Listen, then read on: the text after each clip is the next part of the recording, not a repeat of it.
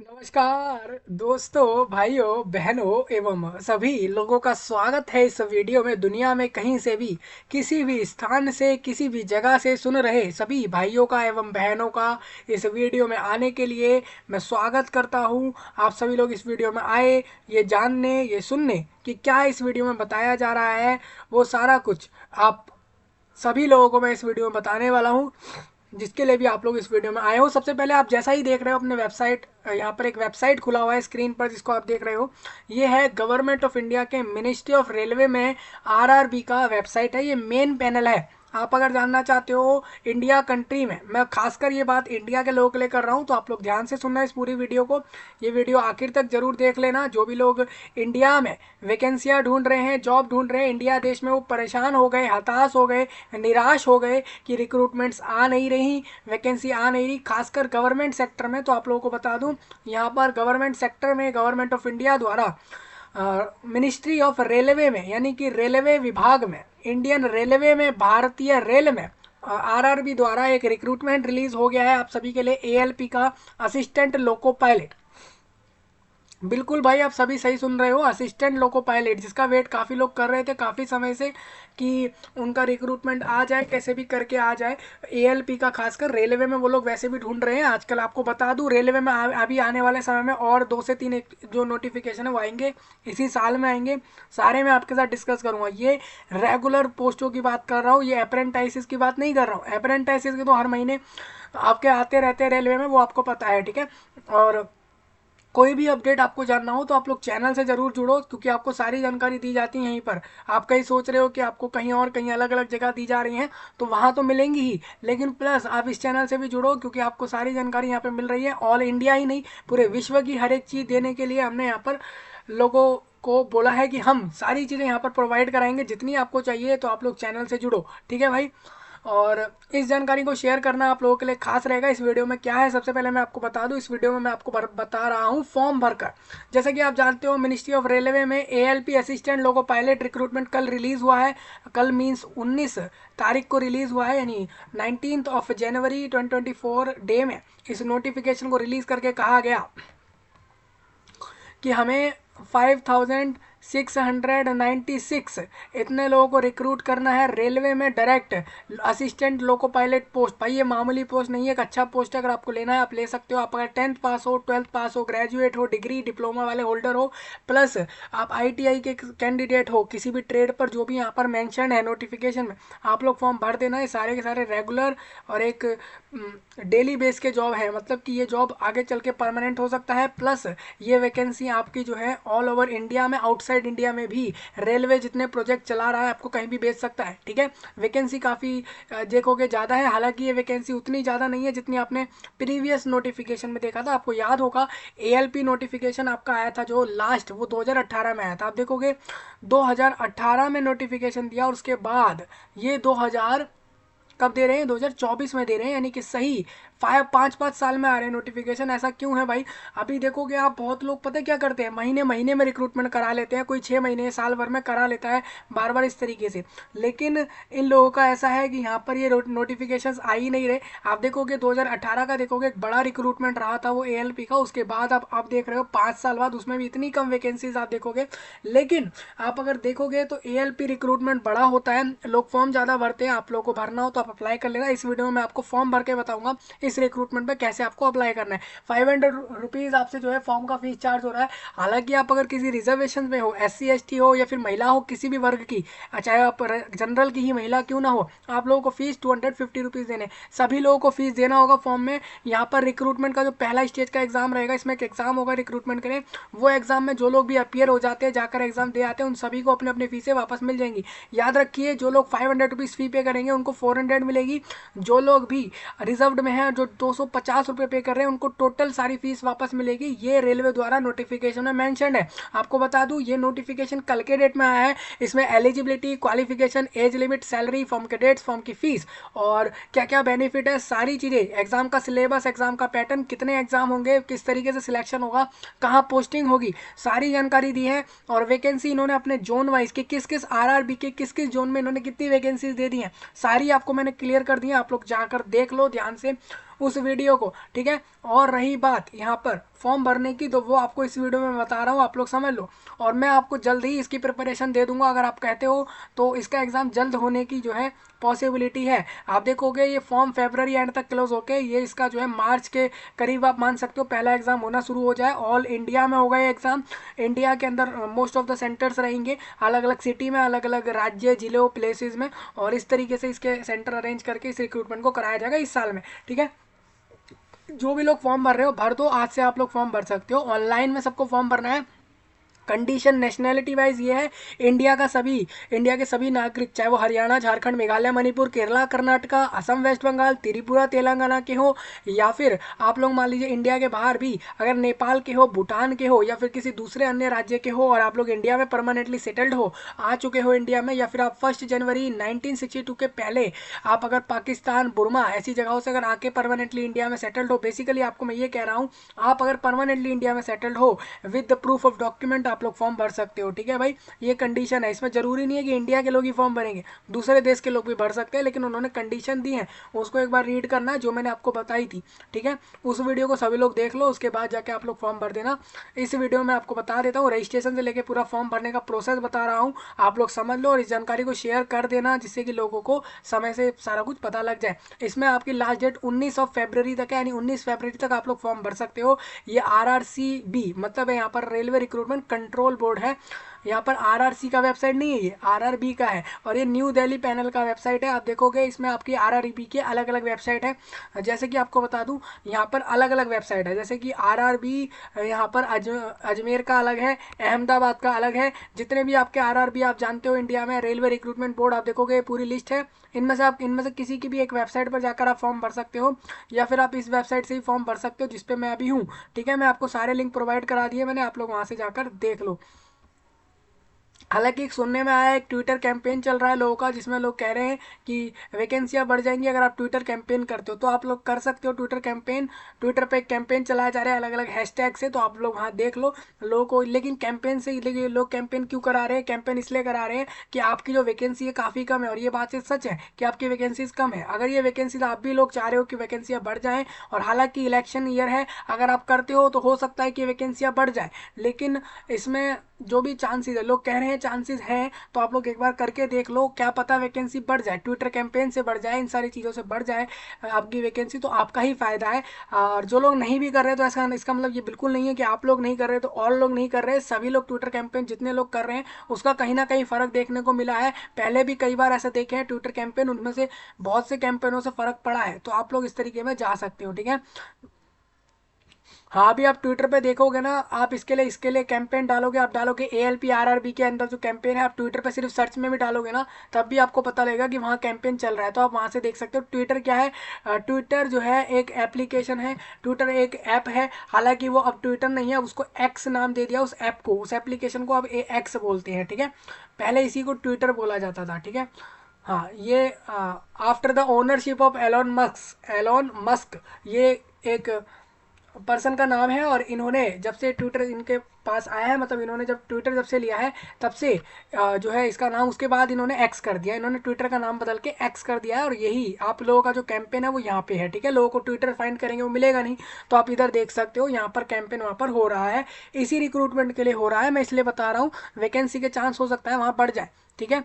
चलिए, और रही बात इस नोटिफिकेशन की, अप्लाई लिंक की, वो वीडियो के नीचे आपको प्रोवाइड कराया है। सबसे पहले आप देखो, नोटिफिकेशन गवर्नमेंट ऑफ इंडिया द्वारा रिलीज करा गया है, और ये सारी की सारी गवर्नमेंट जॉब है, सेंट्रल गवर्नमेंट जॉब है। आप देखोगे ALP है, आप देखोगे महिला या पुरुष, यानी कि दोनों ही रिक्रूट होते हैं इस रिक्रूटमेंट में। यहाँ पर आप देखोगे ये ट्रेनें जो आप देख रहे हो, ये देख रहे हो, पायलट की जगह पर बैठे हैं। ये ALP जो है वो पायलट की जगह पर बैठे हैं, आप देख लो इन दोनों को। इसका मतलब क्या हो जाता है कि आप लोग पायलट के साथ ही रहते हो, उसी कैबिन में होते हो जहाँ पर पायलट होते हैं। लेकिन ये रेलवे में बात कर रहा हूँ, आप देखोगे, लेकिन आप याद रखिए, पहले लोको पायलट हैंडल करता है सारा कुछ, और उसके बाद ALP, मतलब ALP सेकंड पोजीशन है, ALP के बाद आती है ये, ठीक है। और इसमें एक चीज़ और आप ये भी देख लो कि यहाँ पर आपको एक वंदे भारत ट्रेन बीच में दिख रही है, ये इसकी भी इसमें भी आपकी जो ALP रिक्रूटमेंट होगी वो इसी में होगी, ठीक है, क्योंकि वंदे भारत इंडियन रेलवे में है, तो इस वजह से इस तरीके से होगा ये सारा कुछ। तो टोटल अगर नीचे चलें तो ये पूरा नोटिफिकेशन है, इसकी फॉर्म की डेट्स दी है, और सैलरी बताइए, फॉर्म का फीस सब कुछ बताया हुआ है, सब लोग देख लेना इस पूरे नोटिफिकेशन को। मैंने आपके साथ इसको डिस्कस कर दिया है। मैं चल रहा हूँ डायरेक्ट अप्लाई करने के लिए। आप देखोगे ये हम आ गए हैं RRB के वेबसाइट पे, और ये फॉर्म चालू है अभी। अप्लाई पे क्लिक करेंगे। हम शुरू से बता रहे हैं आपको रजिस्ट्रेशन करके, तो पहले हम रजिस्ट्रेशन कर लेते हैं। और ये इस तरीके से 18 से 30 एज रखी गई है इसमें। और बाकी आपको बोला है candidate can apply to only 1 RRB and only 1 application per candidate will be accepted. एक कैंडिडेट को, ये मैंने पहले ही कल क्लियर कर दिया है। और याद रखिए आप सभी को एक ही RRB पे अप्लाई करना है। जैसे आपको अजमेर RRB लेना है तो अजमेर RRB में ही आप लोगे, ठीक है, इस तरीके से रहेगी। इसी तरीके से करना है, एक से ज़्यादा RRB में फॉर्म मत भरना। आप ये सोचो कि अलग अलग फॉर्म भर देते हैं एक एक RRB पे तो भी हमारा चल जाएगा, ऐसा नहीं होगा, ठीक है। तो ये सारे इंस्ट्रक्शन रीड कर लेना सभी लोग, और इसी चीज़ को हिंदी में भी आप रीड कर सकते हो। मैं प्रोसीड कर देता हूँ। और यहाँ पर एक डिक्लेरेशन बॉक्स है, मैंने इसमें सारी चीज़ें रीड करी हैं। इस तरीके से आपको यहाँ पर क्लिक करना है। अब आर यू करंटली डिबार्ड, आप लोग कभी डिबार्ड या निष्कासित हुए हो RRB RRC द्वारा? मैंने बोला नहीं। निष्कासित मतलब ये हो जाता है कभी कभार आप एग्जाम किसी रिक्रूटमेंट में गए और आपको उस रिक्रूटमेंट बॉडी ने बाहर कर दिया रिक्रूटमेंट प्रोसेस से, किस वजह से कि आप चीटिंग कर रहे थे, या कोई आप मोबाइल फ़ोन या स्मार्टफोन ले आए, या कोई गैजेट ले आए, या फिर आपने कोई मिसकंडक्ट जैसी सिचुएशन अराइज कर दी, ऐसा कुछ भी करा तो आप लोग डिबार्ड कर दिए जाते हो रिक्रूटमेंट बॉडी द्वारा। आपने नहीं करा है तो आप नो कर देना, आप ऐसा नहीं हुए हो तो। हैव यू अंडरगोन LASI के सर्जरी और एनी सर्जिकल प्रोसीजर, ठीक है। रिफ्रैक्टिव एरर, आपका कोई रिफ्रैक्टिव एरर है क्या, उसके लिए आप जो है सर्जिकल प्रोसीजर के लिए कभी गए हो क्या? मैंने बोला नहीं। फिर ये बोल रहे हैं आर यू और डिसेबल पर्सन? मैंने बोला नहीं। उसके बाद बोला कि name of country of nationality India Nepal. देखिए इसमें सारे ऑप्शन आ रहे हैं, देख रहे हो ना आप। नेपाल वाले लोग भी फॉर्म भर पा रहे हैं, भूटान वाले लोग भी फॉर्म भर पा रहे हैं, तिब्बतन रेफ्यूजी लोग भी फॉर्म भर सकते हैं। मतलब जो लोग Tibetan refugee who came over to India before, आप लोग अगर तिब्बत जगह से इंडिया में आ गए हो इस डेट से पहले तो आप लोग फॉर्म भर दोगे। और वो लोग, जो लोग मान लीजिए पर्सन ऑफ इंडिया ओरिजिन के हैं, हु हैज़ मिग्रेटेड, मतलब भारत के ओरिजिन के वो लोग हैं लेकिन वो जो है मिग्रेटेड हो गए पाकिस्तान से, बुर्मा से, श्रीलंका और इन जैसे देशों से, तो आप लोग फॉर्म भर सकते हो, ठीक है, विद द इंटेंशन कि आप परमानेंटली सेटल्ड हो इंडिया में। देखिए मैं आपको ये पॉइंट दिखा दूँ थोड़ा, इसमें थोड़ा नीचे करेंगे इस चीज़ को। और ये देखिए permanent intention of permanently settled in India होगा ये पूरा जो है सेंटेंस। इसका मतलब ये है कि आप लोग इंडिया में परमानेंटली सेटल्ड हो, इन देश से अगर आए हो तो आप लोग फॉर्म भर सकते हो। अब आप कहोगे इसमें सारे देशों की लिस्ट नहीं है। जी जी मानता हूँ भाई, सारे देशों की लिस्ट नहीं, तो इसी में इसका मतलब यही है कि आप इन्हीं देशों से अगर आप आए हो इंडिया में तो आप फॉर्म भरोगे। तिब्बतन रेफ्यूजी फॉर्म भरेंगे और इंडिया के सभी लोग फॉर्म भरेंगे। बाकी जो अन्य देश रह गए वो लोग फॉर्म नहीं भर सकते हैं। पर्सनल इन्फॉर्मेशन आप देखोगे, फुल नेम आपको बताना है, आपके 10th के मार्कशीट पर जो भी आपका नाम होगा वो आपको बताना है। Retype full name, full name means क्या हो जाता है, इसमें आपको सर नेम और सारी चीज़ें डाल देनी है, ठीक है भाई।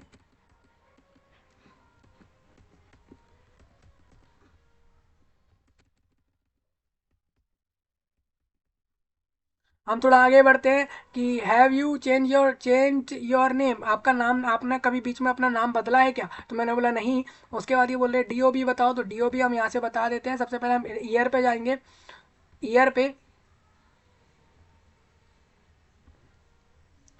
2003, मैंने यहाँ पर 2003 कर दिया है। और यहाँ पर मंथ में चले जाते हैं, मंथ भी 3 है और ईयर भी 3 है, तो यानी 3 3 3 3 तारीख है और यहाँ पर। और तीसरा महीना यानी मार्च, और 2003 का बर्थ है, और इसी को मेरे को यहाँ से दोबारा डालना है। इसमें बोला इन्होंने रीटाइप कर दो, तो यहाँ पर आपको टाइप करना होगा इसी चीज़ को, ठीक है। सिलेक्ट जेंडर, तो मेल, महिला, पुरुष और ट्रांसजेंडर तीनों लोग फॉर्म भर सकते हैं। आप दोबारा सिलेक्ट कर लेते हैं इसमें। फादर नेम बता दो भाई यहाँ पर।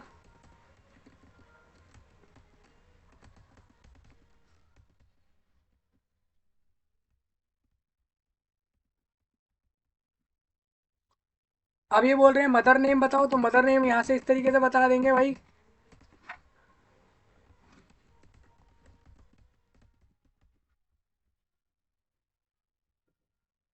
ठीक है भाई। अब आधार वेरिफिकेशन है, जैसे verify your using Aadhaar. I do not have Aadhaar card, आप ऐसा भी कर सकते हो। आप आधार कार्ड जो है उसका नंबर यहाँ देकर आप आगे बढ़ सकते हो। ठीक है, आप देखोगे इस पर स्टार नहीं है तो इसको मैंने छोड़ दिया है। कॉन्टैक्ट डिटेल बोल रहे हैं, तो कॉन्टैक्ट डिटेल में आपको अपना जो है ईमेल आईडी देना है यहाँ पर।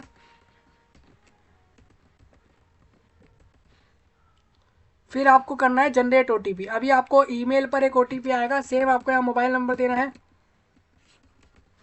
और फिर जनरेट ओटीपी पे क्लिक करना है। अब दोनों जगह आपको ओटीपी आया होगा। अब हम एक बार मेल पर जाएंगे और एक बार हम लोग जो है यहाँ पर अपने मोबाइल पर जाएंगे ओटीपी को देखने के लिए। तो यहाँ पर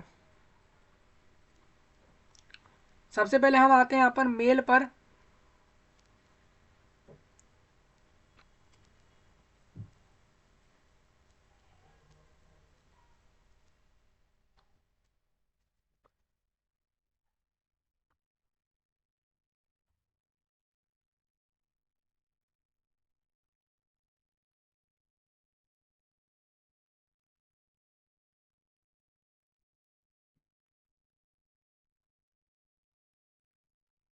देखिए सबसे पहले मुझे यहाँ पर, जैसा कि मैं देख पा रहा हूँ, मेरे को यहाँ पर एक ओटीपी, एक वन टाइम पासवर्ड आ गया है,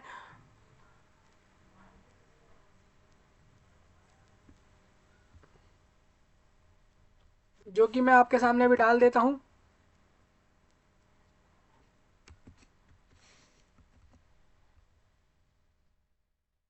ठीक है भाई, इसी तरीके से अब यहाँ पर मैं ईमेल ओटीपी को भी डालूंगा। ईमेल ओटीपी नहीं आया तो मैं इसको रीजनरेट कर देता हूँ। और अब मेरे को दोबारा मेल चेक करना पड़ेगा कि इसमें मेल आ क्यों नहीं रहा है, ये प्रॉब्लम है।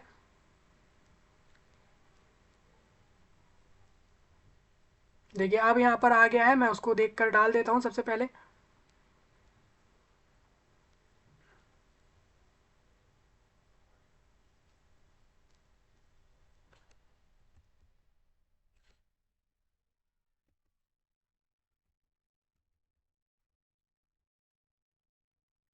ठीक है भाई, अब ये बोल रहे हैं क्रिएट पासवर्ड। एक पासवर्ड आपको बनाना होगा यहाँ पर, जो जो कि आपके लॉगिन की मदद करेगा।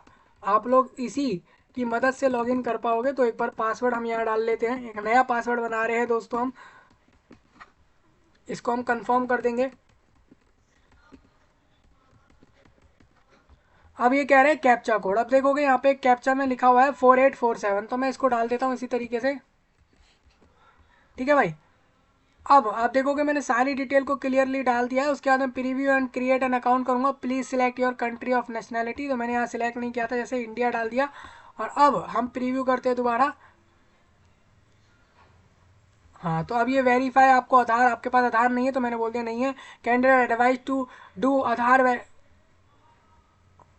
RLV will not share your Aadhaar detail with any third party or use them for any purpose other than the objective of। ठीक है, इन्होंने बोला है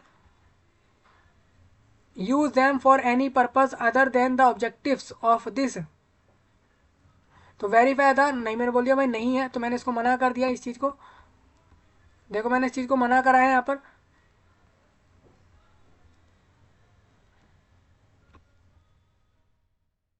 तो एक आईडी प्रूफ आपको देना पड़ेगा। अगर आधार कार्ड नहीं है तो आप एक स्कूल का आईडी, इफ स्टिल स्टडिंग, आपको कॉलेज या यूनिवर्सिटी या स्कूल का जो है आईडी कार्ड दे दो आप लोग, या ड्राइविंग लाइसेंस, पासपोर्ट या फिर पैन कार्ड, इनमें से कोई भी एक चीज़ दे सकते हो दोस्तों। अगर आपके पास आधार कार्ड नहीं है तो उस केस में ये आपसे ये चीज़ें ले लेंगे। मैंने लेकिन अब आधार पे कर दिया कि मेरे को लग रहा है मैं आधार ही दे दूँ, वही सही है। तो मैंने इसमें आधार देना उचित समझा है।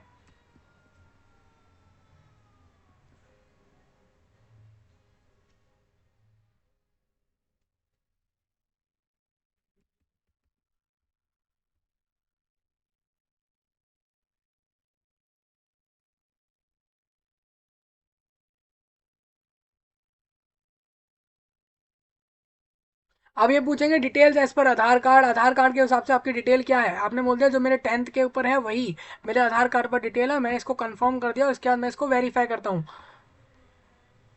तो इन्होंने कहा आपकी आधार डिटेल मैच रही हो रही। क्योंकि मैच इसलिए नहीं हो रही क्योंकि यहाँ आधार नंबर मैंने सही नहीं दिया है। इसका मतलब यहाँ पर आधार नंबर देने में जो है गलती हुई है। आप वेरीफाई करते हैं ज़रा एक बार, और अब इसमें हम वेरीफाई करें।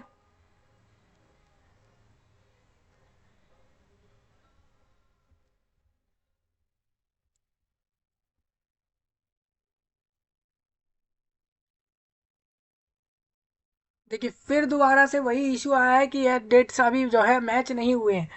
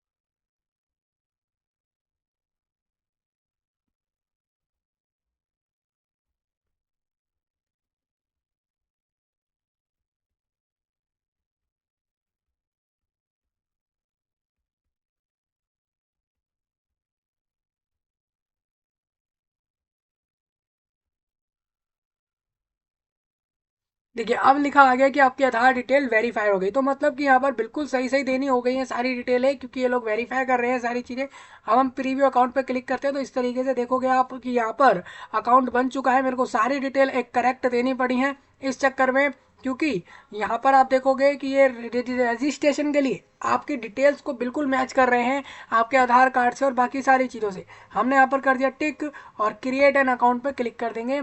जो भी आपने डिटेल भरी है,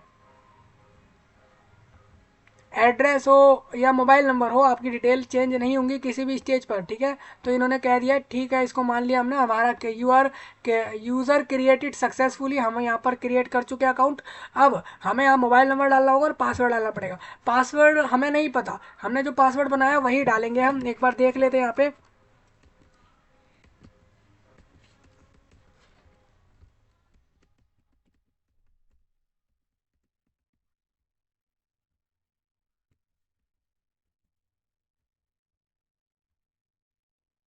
अब देखो इस तरीके से लॉगिन हो जाएगा आपका रजिस्ट्रेशन के बाद, ठीक है भाई। सभी को दिख रही होंगी सारी चीज़ें। मीडियम एग्जाम का जो बता दूं, सीबीटी एग्जाम रहेगा 13 regional language. Regional language means हो जाता है अलग अलग रीजन में। इंडिया में जैसे असम से लोग फॉर्म भर रहे हैं तो असमीज में वो अपना एग्जाम को दे सकते हैं। बंगाली लैंग्वेज में लोग दे सकते हैं। बंगाली लैंग्वेज में सेंटर आपको बता दूं, सेंटर्स जो बंगाल में होंगे वहीं के सेंटर्स पर बंगाली लैंग्वेज में क्वेश्चन पेपर होगा। याद रखिएगा इस चीज़ को, इसी तरीके से फॉलो होगी।